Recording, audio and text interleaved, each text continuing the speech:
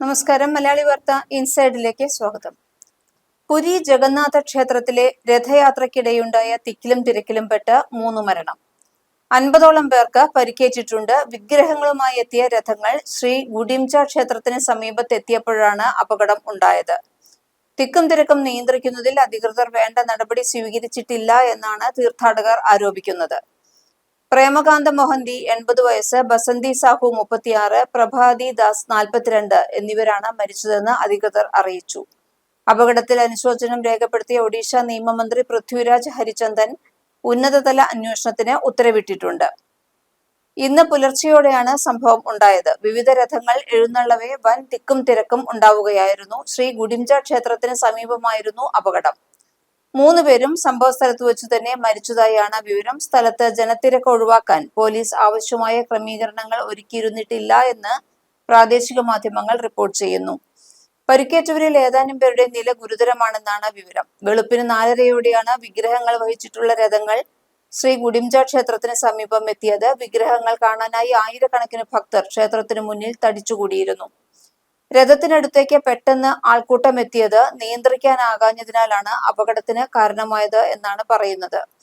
പെട്ടെന്നുണ്ടായ തിരക്കിൽ നിരവധി പേർ നിലത്തു വീണു. രഥത്തിനു മുന്നിലുണ്ടായ തിക്കിലും തിരക്കിലും പെട്ടാണ് 3 പേർ മരിച്ചത്. ഒഡീഷയിലെ ഗുന്ദ്ര ജില്ലയിൽ നിന്നുള്ളവരാണ് മരിച്ചവരെല്ലാവരും. അപകടത്തിൽ 50ഓളം പേർക്ക് പരിക്കേറ്റിട്ടുണ്ട്. ഇതിൽ 6 പേരുടെ നില അതീവ ഗുരുതരമാണ്. സ്ഥലത്ത് വേണ്ടത്ര പോലീസ് വിന്യാസം ഉണ്ടായിരുന്നില്ല എന്നതാണ് ആരോപണം. അപകടത്തിൽപ്പെട്ടവർക്ക് വൈദ്യസഹായം നൽകാനോ ആശുപത്രിയിൽ എത്തിക്കാനോ പോലീസും ഫയർഫോഴ്സും സഹായിച്ചില്ല എന്ന ആക്ഷേപവും ഉയരുന്നു. എന്നാൽ വേണ്ടത്ര ഉദ്യോഗസ്ഥരെ വിന്യസിച്ചിരുന്നുവെന്നും പെട്ടെന്ന് ആളുകൾ ഒരു സ്ഥലത്തേക്ക് എത്തിയതാണ് അപകടത്തിന് കാരണമായതെന്നും പുരി കലക്ടർ സിദ്ധാർത്ഥ ശങ്കർ പറഞ്ഞു. അപകടത്തിൽ ഉന്നതതല അന്വേഷണം നടത്തുമെന്ന് ഒഡീഷ മുഖ്യമന്ത്രി മോഹൻ ചരൺ മാജി അറിയിച്ചു. മുന്നൊരുക്കങ്ങളിൽ വീഴ്ച വരുത്തിയ ഉദ്യോഗസ്ഥർക്കെതിരെ ശക്തമായ നടപടിയെടുക്കുമെന്നും മുഖ്യമന്ത്രി വ്യക്തമാക്കി. നേരത്തെ രഥയാത്ര പുരോഗമിക്കുന്നതിനിടെ തിക്കും തിരക്കും മൂലവും കടുത്ത ചൂട് കാരണവും 700-ലധികം പേർക്ക് ദേഹാസ്വാസ്ഥ്യം അനുഭവപ്പെട്ടിരുന്നു. ഇതിൽ ചിലർ ഇപ്പോഴും ആശുപത്രിയിൽ ചികിത്സയിൽ തന്നെയാണ്. എന്നാൽ ഈ മരണവുമായി ബന്ധപ്പെട്ട് കേൾക്കുന്ന മറ്റൊരു കാര്യവുമാണ് ഏറ്റവും പ്രധാനപ്പെട്ടത്. അതായത് ഈ ക്ഷേത്രത്തിലെ രഥയാത്രയ്ക്കിടെ മരിക്കുന്നത്, പ്രത്യേകിച്ച് രഥത്തിന്റെ ചക്രങ്ങൾക്കിടയിൽപ്പെട്ട് മരിക്കുന്നത് വളരെ നല്ലതാണെന്നും സ്വർഗാരോഹണത്തിന് വഴിയുണ്ടാക്കുന്നതാണെന്നുമുള്ളൊരു വിശ്വാസം ജനങ്ങൾക്കിടയിലുണ്ട്. അതുമായി ബന്ധപ്പെട്ട് ഒരു ഐതിഹ്യവും പറയുന്നുണ്ട്. ആ കഥ ഇങ്ങനെയാണ്. ഒറീസയിലെ ഒരു തീരദേശ നഗരമായ പുരിയിൽ സ്ഥിതി ചെയ്യുന്ന ക്ഷേത്രമാണ് പുരി ജഗന്നാഥ ക്ഷേത്രം. ഇവിടെ നടത്തപ്പെടുന്നത് രഥയാത്രയാണ്. അത് ഏറ്റവും പ്രശസ്തമായ സംഭവമാണ്. പുരി നഗരം തന്നെ അതിന്റെ നിലനിൽപ്പിന് ഈ ക്ഷേത്രത്തിനെയാണ് ആശ്രയിക്കുന്നത്. ജഗന്നാഥനായ മഹാവിഷ്ണു അഥവാ ആദിനാരായണനാണ് ഇവിടുത്തെ പ്രധാന പ്രതിഷ്ഠ. ഇവിടുത്തെ തീർത്ഥയാത്രയാണ് നഗരത്തിൽ നല്ല ശതമാനം ആളുകളുടെ ജീവിതമാർഗം എന്ന് വേണമെങ്കിൽ പറയാം. ഡൽഹി സുൽത്താൻ ഗിയാസുദ്ദീൻ തുഗ്ലക്ക് ഈ ക്ഷേത്രം ആക്രമിച്ച ഒരു കഥയും ഉണ്ട്.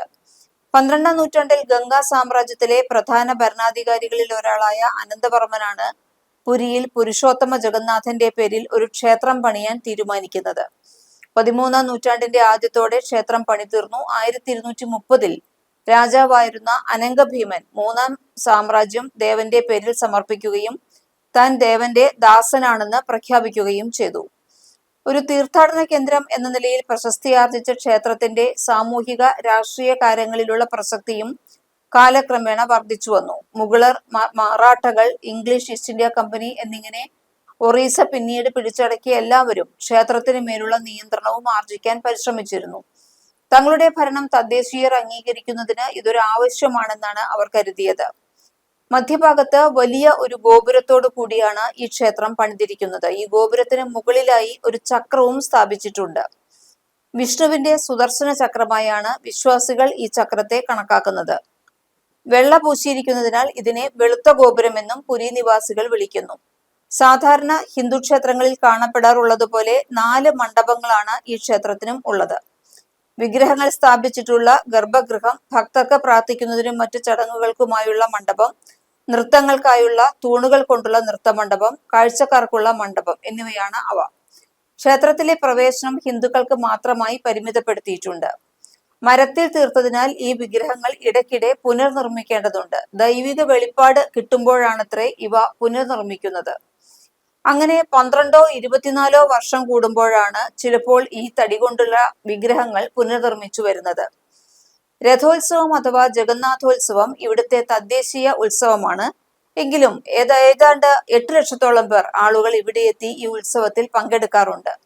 ആഷാഢ മാസത്തില്, അതായത് ജൂൺ ജൂലൈ മാസങ്ങളിലാണ് രഥോത്സവം സാധാരണ നടക്കാറുള്ളത്.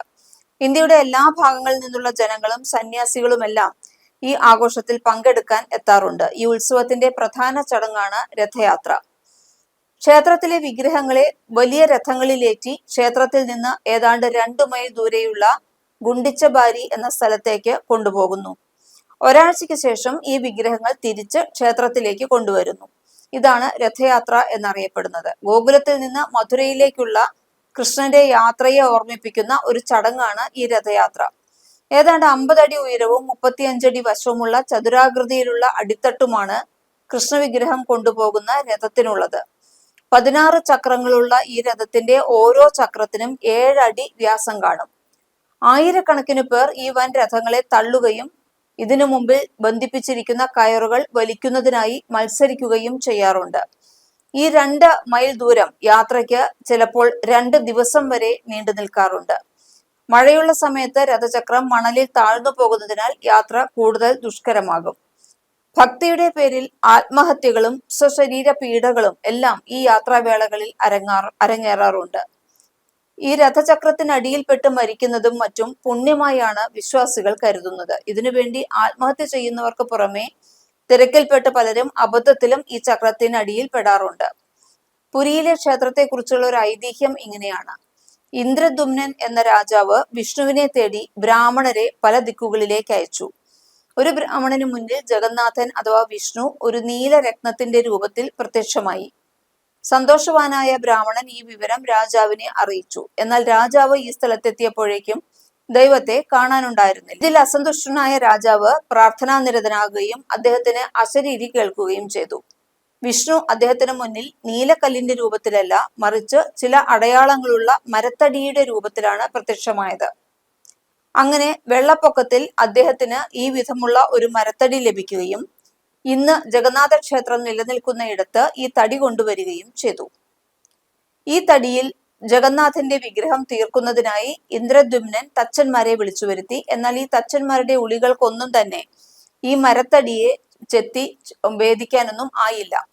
തുടർന്ന് വിഷ്ണു തന്നെ ഒരു തച്ചന്റെ വേഷത്തിൽ വന്നു എന്നും ഈ മരത്തടിയുമായി ഒരു മുറിയിൽ കയറി 15 ദിവസം കഴിഞ്ഞ് മുറി തുറന്നു നോക്കിയപ്പോൾ തച്ചൻ അപ്രത്യക്ഷനായിരിക്കുന്നു എന്നും മരത്തടിയുടെ സ്ഥാനത്ത് 3 വിഗ്രഹങ്ങളും ജഗന്നാഥന്റെയും ബലഭദ്രന്റെയും സുഭദ്രയുടെയും കാണപ്പെട്ടു. അങ്ങനെ പുരിയിലെ വിഗ്രഹങ്ങൾ വിഷ്ണു തന്നെ നേരിട്ട് നിർമ്മിച്ചു എന്നാണ് വിശ്വസിക്കുന്നത്. ഇക്കാരണങ്ങൾ കൊണ്ട് തന്നെ പുരിയിലെ ക്ഷേത്രം ഇന്ത്യയിലെ തന്നെ 4 മഹത്തായ ഹൈന്ദവ ക്ഷേത്രങ്ങളിൽ ചാർധാമുകളിൽ ഒന്നായാണ് കണക്കാക്കപ്പെടുന്നത്. എന്തായാലും ഇതിന്റെ പേരിൽ നടക്കുന്ന ഈ ആത്മഹത്യ, അതും ഈ 21-ാം നൂറ്റാണ്ടിലും ഇത്തരം വിശ്വാസങ്ങൾ നിലനിൽക്കുന്നു എന്നുള്ളത് കുറച്ച് അതിശയമായി തന്നെ ഇപ്പോഴും നടക്കുന്നു. എല്ലാ വർഷവും ഇതുപോലെ രഥോത്സവവുമായി ബന്ധപ്പെട്ട് ആൾക്കാർ മരിക്കാറുണ്ട്. ഇത് തിക്കിലും തിരക്കിലും പെട്ട അബദ്ധത്തിലുള്ള മരണമാണോ അതോ ആത്മഹത്യയാണോ എന്നുള്ളതിനെ കുറിച്ച് കൂടുതൽ വിവരങ്ങളൊന്നും തന്നെ പുറത്തു വരാറില്ല. മലയാളി വാർത്ത ഇൻസൈഡ്.